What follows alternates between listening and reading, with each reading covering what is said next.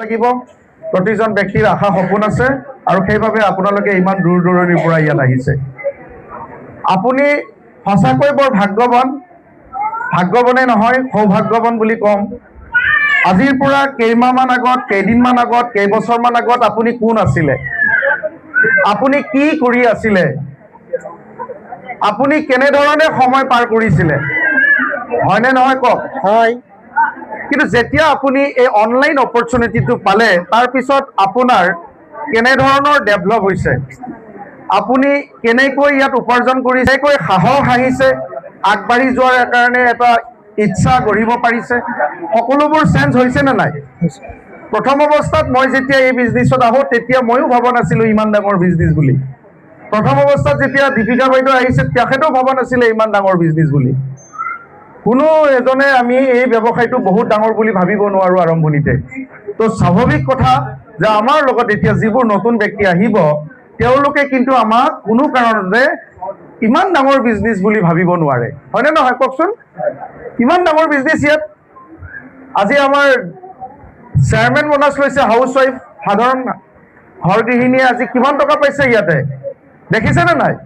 লাখ লাখ টকা পাইছে। কিন্তু এদিন কৰাৰ সময়ত কিমান বাধা হৈছিলে, কিমান চাৰিওফালৰ পৰা চিন্তা হৈছিলে, ৰাতি শুব পৰা নাছিলে, কি হ'ব, ক'ত ফচিলোঁ, সাহসতটো আগবাঢ়ি গ'লোঁ কিন্তু এতিয়া কি হ'ব, টেনশ্যন হয়নে নহয় আমাৰ নতুন অৱস্থাত প্ৰতিজন ব্যক্তি। কিন্তু সেই টেনশ্যন সেই চিন্তা আজি এজন মানুহে যেতিয়া ইয়াত ডে বাই ডে নিজক ডেভেলপ কৰে, কেনেকৈ কথা ক'ব লাগিব, কেনেকৈ আগবাঢ়িব লাগিব, কেনেকৈ এজন মানুহক সন্মান সহকাৰে মাত দিব লাগিব, এই গোটেই কথাবোৰ আমাৰ ডেভেলপ হয় আৰু সেই ডেভেলপৰ পিছত আমাৰ ইয়াতে সফলতাটো আহে। আজি যিবোৰ বাইদেৱে যিবোৰ আমাৰ ছাৰে ইয়াত যিবোৰ ব্যক্তিয়ে আজি লাখ লাখ টকা পাইছে তেওঁলোকে প্ৰথম দিনা কিন্তু পোৱা নাছিলে। তেওঁলোকে কিছুদিন এনেই সময় পাৰ কৰিব লগা হৈছিলে। মোক খুব আৰম্ভণিৰ পৰা লগ পাইছে বিশেষকৈ তিনিগৰাকী বাইদেউ, আমাৰ দীপিকা বাইদেউ, মই যেতিয়া ছিনিয়ৰ মেনেজাৰ হওঁ তাৰ পিছত তেখেতসকলক লগ পাওঁ, তাৰপিছত আমাৰ মজিদা বাইদেউ, তাৰপিছত বিনীতা বাইদেউ। তো দীপিকা বাইদেউ আপলাইন ওপৰত দুজন আছে, তেওঁলোকে এই ব্যৱসায়টোক সেই ধৰণে ল'ব নোৱাৰিলে। আজি আপোনালোকক কোনোবা এজন ব্যক্তিয়ে জইন কৰাই দিছে নহয়, আপোনাৰ আপলাইনজনে হয়তো ভালকৈ কাম নকৰিব পাৰে, তেওঁৰ দৃষ্টিভংগী তেওঁৰ মানে যিটো ভিজন সেইটো নাথাকিব পাৰে, কিন্তু আপুনি তেওঁক ধন্যবাদ দিব লাগিব যে আপোনাক এটা সুন্দৰ অপৰচুনিটি দেখাই দিছে। নহ'লে আজি সেই দুজন ব্যক্তি নথকাৰ পিছতো বাইদেউৰ ইমান সফলতা কেনেকৈ হ'ল, হয়নে নহয় কওক? তো XYZ কোনোবা এজন আপলাইনৰ সহায় ল'বই লাগিব। মোৰ লগত বিনীতা বাইদেউ ফেচবুকত এবছৰ ধৰি পেলাই যোগাযোগ কৰিব চেষ্টা কৰিছিলে, কোনোপধ্যে যোগাযোগ মানে মোৰ লগত 2 দিন কথা পাতে আকৌ মই বিজি হৈ যাওঁ, কথা হ'ব নোৱাৰে। শেষত দীপিকা বাইদেউৰ লগত ফেচবুকত মোক দেখি পেলাই বাইদেউৰ লগত যোগাযোগ কৰি দুজনৰ মাজত এছিষ্টেণ্ট ছুপাৰভাইজাৰ ৰেংকটো লোৱা হ'ল। মজিদা বাইদেউ আমাৰ গুৱাহাটী ডিষ্ট্ৰিক্ট লাইব্ৰেৰীত অনুষ্ঠান আছিলে, তেতিয়া দীপিকা বাইদেউ সিদিনা আছিলে নে নাছিলে মনত নাই, তেখেতে মোৰ লগত যোগাযোগ কৰিলে, মই কথা হ'লোঁ আৰু এনেকৈ ৰেংকটো ল'বৰ কাৰণে যিটো অসুবিধা আছিলে তেখেতক মই সাহস দিছিলোঁ যে আপুনি কৰক। দীপিকা বাইদেউ গমেই পোৱা নাছিলে। তো আজি সেই বস্তুটো কি হয়, নতুন অৱস্থাত আমাৰ আজি নতুন ব্যক্তিসকলে টিমক কেনেকৈ গাইড কৰিব লাগে সেইটো নাজানে। এটা টিম কেনেকৈ হয় এদিন ময়ো জনা নাছিলোঁ, মই শিকিলোঁ। ময়ো কাৰোবাক জইন কৰি পেলাই খবৰ ল'ব লাগে বুলি কথাবোৰ জনা নাছিলোঁ। ঠিক তেনেকৈ মই লাহে লাহে যেতিয়া নিজক ডেভেলপ কৰিলোঁ, এইবাৰ মই বাইদেউবিলাককো বুজালোঁ যে আপুনি এনেকৈ নিজৰ টিমটোক গাইড কৰিব লাগিব। তো এনেকৈ ইজনৰ পিছত সিজনক গুৱাহাটীত লৈ অহা হ'ল, ভিডিঅ' কৰা হ'ল, গুৱাহাটীত মাতি আনি ভিডিঅ' কৰিছিলোঁ এজনকৈ। মোৰ ভিডিঅ' আছে, আপোনালোকক পঠাই দিম, যে শ্বুটিং কৰা ভিডিঅ'। দীপিকা বাইদেউক কেনেকৈ ক'ব লাগিব, বিনীতা বাইদেউ কেনেকৈ কথা ক'ব লাগিব কেমেৰাৰ সন্মুখত, মজিদা বাইদেউ কেনেকৈ ক'ব লাগিব, এইবিলাক ভিডিঅ' বনাইছিলোঁ সেইখিনি সময়ত। তো তেনেকৈ লাহে লাহে কাম কৰিলোঁ, টিম ফৰ্চুনৰ জন্ম হ'ল। আৰু এই টিম ফৰ্চুনৰ এটা এডুকেশ্যন ছিষ্টেম য'ত আমি আজি নৰ্থ ইষ্ট নাম্বাৰ 1ত আছোঁ, যে এনেকুৱা ৰেডিমেড ছিষ্টেম য'ত মই নহ'লেও আপুনি বিজনেছ কৰিব পাৰিব। ভালনে বেয়া? ভাল। আজি আপোনালোকে এটা মোৰ বিশেষ ভিডিঅ' আছে, সকলোৱে চাইছেনে নাই? চাইছোঁ। সেই ভিডিঅ'টোৱে আপোনালোকৰ জীৱনৰ কাৰণে এটা ডাঙৰ ৰাস্তা হৈছে নে নাই উপাৰ্জনৰ? হৈছে। সেই ভিডিঅ'টো দেখাই পেলাই আপোনালোকে আগবাঢ়িব পাৰিছে নে নাই? পাৰিছোঁ। তো মই আপোনালোকৰ লগত আছো নে নাই? আছে। মই প্ৰত্যেকজন ব্যক্তিৰ লগতে আছো। প্ৰত্যেকজন ব্যক্তিৰ লগত হয়তো মই 1-to-1 এনেকে কথা পাতিব নোৱাৰো, কিন্তু মই সকলোৰে লগত আছো, কাৰণ মোক দেখাই পেলাই আজি আপোনালোকে এটা বিজনেছ কৰাৰ সুযোগ পাইছে, হয়নে নহয় কওক? হয় হয়। সেইটো যদি বন্ধ হৈ যায় তেতিয়াহ'লে বিজনেছ হ'ব জানো? নহ'ব। নহ'ব নহয়। তো সেইকাৰণে আমি সকলোৱে একেলগে আছো। কোনোবা এজন আপলাইনে যদি আপোনাক সহযোগ কৰা নাই, আৰু আপলাইন আছে, তেওঁ সহায় কৰিব। আমি সকলোৱে ইজনে সিজনে লগ লাগি, কোনোবা আপলাইনৰ সেই জ্ঞানখিনি নাথাকিব পাৰে, তেওঁ নতুন, তেওঁ হয়তো মাৰ্কেটিং প্লানটো নাজানিব পাৰে, তেওঁৰ ওপৰৰ আপলাইনজনৰ আমি হেল্প ল'ম। তো এজ এ হ'ল আমি সকলোৱে এটা সুন্দৰ ছিষ্টেমত আছো, য'ত আমি সুন্দৰভাৱে ইয়াতে আগবাঢ়িব পাৰোঁ। তো আজি আপোনালোকে অসমৰ বিভিন্ন প্ৰান্তৰ পৰা ইয়াত সমবেত হৈছে। মই যথেষ্ট জীৱনত দুখ দুৰ্দশা পোৱা ব্যক্তি, বহু অভাৱ সমস্যাৰ মাজত সময় অতিবাহিত কৰা ব্যক্তি।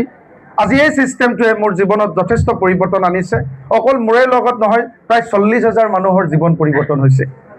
আজি 40,000 মানুহৰ ঘৰত প্ৰতি মাহে প্ৰতি বছৰে এটা সুন্দৰ টকা অহা ৰাস্তা, সুন্দৰভাৱে আমাৰ ইয়াতে ইনকাম হৈ আছে। প্ৰত্যেকজন ব্যক্তি সফল হৈ আছে।